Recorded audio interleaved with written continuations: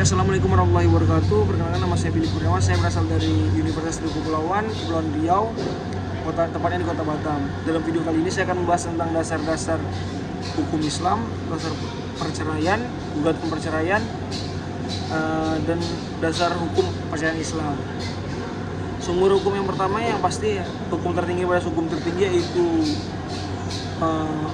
Al-Quran dan Hadis, lalu Undang-Undang Republik Indonesia nomor 7 tahun 1989 tentang pengadilan agama sebagaimana diubah menjadi Undang-Undang Republik Indonesia nomor 3 tahun 2006 dan Undang-Undang Republik Indonesia nomor 50 tahun 2009. Lalu Undang-Undang Republik Indonesia nomor 1 tahun 1974 tentang perkawinan dicabut sebagian oleh Undang-Undang Republik Indonesia nomor 7 tahun 1999 sebagaimana diubah menjadi Undang-Undang Republik sebagaimana diubah oleh Undang-Undang Republik Indonesia nomor 16 tahun 2019.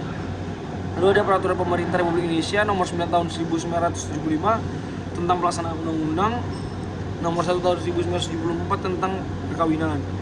Lalu ada Instruksi Presiden Republik Indonesia nomor 1 tahun 1991 tentang penyebarluasan kompilasi hukum Islam. Putusan Mahkamah Konstitusi nomor 46, nomor 69, nomor 22. Yang pertama itu adalah sumber-sumber daripada dasar-dasar hukum Islam. Lalu dasar-dasar hukum perceraian Islam. Yang pertama kita harus tahu dulu perkawinan dapat diputuskan karena apa? Karena adanya kematian, perceraian, dan putusan pengadilan. Putusan perkawinan yang disebabkan dengan perceraian dapat terjadi karena ada talak atau berdasarkan gugatan perceraian. Perceraian yang dapat dilakukan di depan sidang pengadilan agama setelah pengadilan agama tidak berhasil mendamaikan kedua belah pihak. Oke, perceraian ada beberapa alasan yang bisa menjadi alasan yang kuat untuk melakukan gugatan perceraian, yang itu karena salah satu berbuat zina atau menjadi pemabuk yang tidak bisa diubah lagi menjadi baik, udah parah kali lah. Lalu salah satu meninggalkan pihak yang lainnya selama 2 tahun berturut-turut tanpa alasan, tanpa izin, tanpa apapun, tanpa adanya informasi lebih lanjut kenapa begini ya, itu bisa menjadi alasan. Lalu adanya salah satu pihak mendapat hukuman 5 tahun penjara.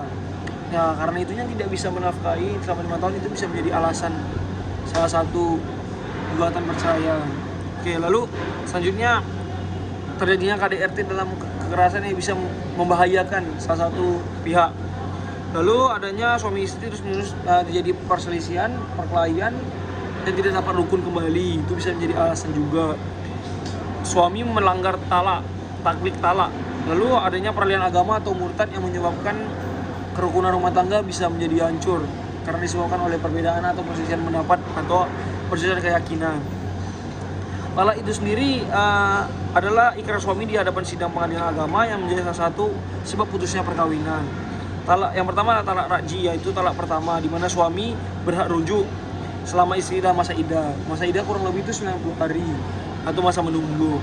Yang kedua talak ba'in sugro, adalah talak yang tidak dibolehkan rujuk tapi boleh akad nikah dengan akad nikah baru dengan bekas suami meskipun dalam masa iddah. Jadi dia bisa kembali akad nikah setelah terjadinya talak raj'i itu, setelah talak ba'in sugro itu terjadinya talak itu boleh rujuk kembali dan bisa dilakukan tidak boleh rujuk kembali tapi bisa dilakukan akad nikah baru dengan bekas suaminya meskipun dalam masa iddah. Baru dalam talak ba'in surga adalah talak yang terjadi karena qibla al-dukhul atau pasangan suami istri yang belum pernah berhubungan badan. Yaitu lalu talak dengan tebusan atau talak khuluk. Baru yang terakhir talak yang dijatuhkan oleh pengadilan agama. Ada jenis talak lainnya, yaitu talak ba'in kubro, adalah talak yang terjadi untuk ketiga kalinya. Talak jenis ini dapat dirujuk dan tidak dapat dinikahkan kembali kecuali apabila pernikahan itu dilakukan setelah bekas istri menikah dengan orang lain dan kemudian terjadi perceraian ba'dal dukhul atau pasangan suami istri yang telah berhubungan badan atau memiliki anak dan habis masa iddahnya. Berarti masa iddahnya habis, dia terjadi talak, dia menikah dengan orang lain, dia punya anak, dia cerai, badal dukhul, baru dia bisa melakukan rujuk kembali. Baru talak sani adalah talak yang diperbolehkan, yaitu talak yang dijatuhkan terhadap istri yang sedang suci dan tidak dicampuri dalam waktu suci tersebut. Baru talak bid'i adalah talak yang dilarang, yaitu talak yang dijatuhkan pada waktu istri dalam keadaan haid atau istri dalam keadaan suci tapi sudah dicampuri pada waktu suci tersebut. Bagi perceraian itu terhitung pada saat perceraian itu dinyatakan di depan sidang pengadilan. Yang pertama li'an.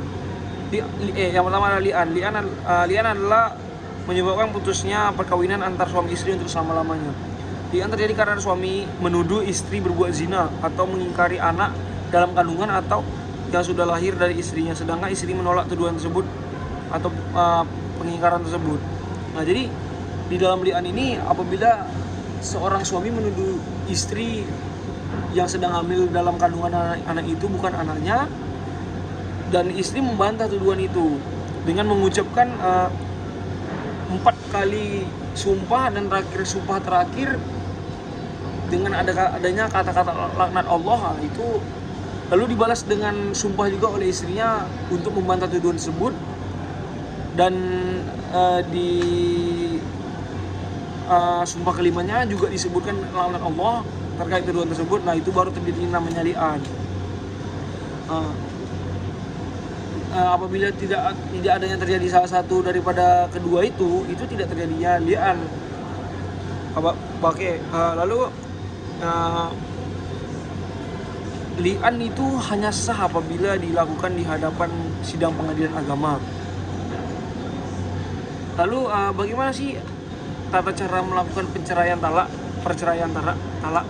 Seorang suami akan menjatuhkan talak kepada istri dengan mengajukan permohonan baik lisan maupun tulisan kepada pengadilan agama di wilayah tempat tinggal sang istri, dan disertai dengan alasan agar meminta diadakannya sidang tersebut.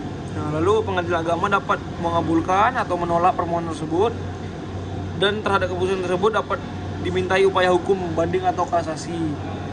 Lalu pengadilan agama yang bersangkutan mempelajari permohonan tersebut, lalu memanggil kedua belah pihak untuk dijelaskan terkait kasus kenapa terjadi talak ini gitu. Lalu apabila pengadilan agama tidak berhasil menyatukan kembali kedua belah pihak, tidak bisa menasihati kedua belah pihak, dan ternyata cukup alasan untuk menyatukan talak tersebut, tidak mungkin lagi untuk hidup bersama atau dalam rumah tangga yang bersama, pengadilan menjatuhkan keputusannya tentang izin bagi suami untuk mengikrarkan talaknya. Jadi diperbolehkan talaknya. Setelah keputusannya mempunyai kekuatan hukum, suami mengikrarkan talaknya di depan sidang pengadilan, baru dihadiri oleh istri atau kuasanya. Dalam perceraian talak dulu, apabila suami tidak mengucapkan ikrar talak dalam tempo 6 bulan terhitung sejak putusan pengadilan agama, baginya untuk mempunyai kekuatan hukum dan tetap hak suami untuk mengikrarkan talak gugur. Jadi masa sang suami mengikrarkan talak itu hanya diberi waktu 6 bulan. Apabila sang suami tidak mengucapkan ikrar talak itu, maka talak itu dianggap gugur. Setelah sidang penyaksian ikrar talak, pengadilan agama membuat penetapan tentang terjadinya talak dan dibuat dalam rangkap 4 dan merupakan bukti perceraian bagi suami bekas suami dan istri. Udah berubah statusnya dari suami istri menjadi bekas suami istri. Lalu helai pertama beserta surat ikrar talak dikirimkan kepada pegawai pencatat nikah yang di wilayah tempat tinggal mereka melakukan tinggal suami untuk diadakan pencatatan. Baru helai yang kedua, surat yang kedua masing-masing diberikan kepada suami istri, dan helai yang keempat disimpan oleh pengadilan agama. Itu menjadi bukti. Berarti 4 rangkap tadi itu, yang rangkap pertamanya diberikan kepada pegawai atau tempat pencatat nikah mereka, baru yang 2 lagi dipegang oleh sang suami istri masing-masing, lalu yang ketiga dipegang oleh pengadilan agama. Lalu gugatan perceraian juga dilakukan oleh dapat dilakukan oleh istri atau kuasanya pada pengadilan agama yang di daerah hukum wilayah tempat tinggal penggugat, kecuali istrinya meninggalkan tempat kediaman bersama tanpa izin suami. Dalam hal tergugat bertempat kediaman di luar negeri, Ketua Pengadilan Agama memberitahukan gugatan tersebut kepada tergugat melalui perwakilan Republik Indonesia tempat. Berarti apabila terjadinya gugatan di luar negeri, maka pengadilan luar negeri itu akan memberitahukan kepada Pengadilan Republik Indonesia setempat. Gugatan perceraian karena alasan salah satu pihak meninggalkan pihak lain selama 2 tahun berturut-turut tanpa izin dapat diajukan setelah lampau 2 tahun terhitung sejak tergugat meninggalkan rumah. Jadi terhitung sejak dia meninggalkan rumah pertama kali itu, dihitung 2 tahun. Baru gugatan dapat diterima apabila tergugat menyatakan atau menunjukkan sikap tidak mau lagi kembali ke rumah. Berarti dia udah nggak mau lagi ke rumah untuk bersama, istilahnya itu. Jadinya diterima gugatan tersebut.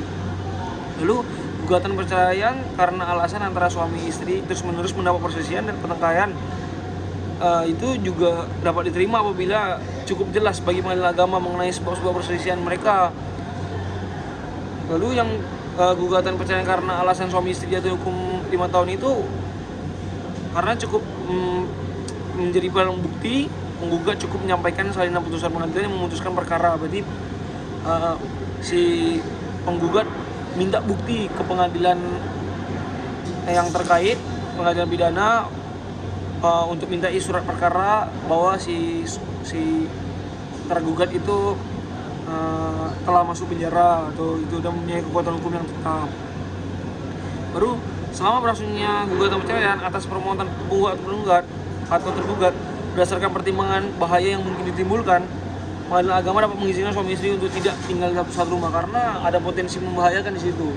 Apabila terjadinya KDRT itu gugatan itu dapat diterima karena bisa membahayakan, bisa membuat cacat itu berbahaya.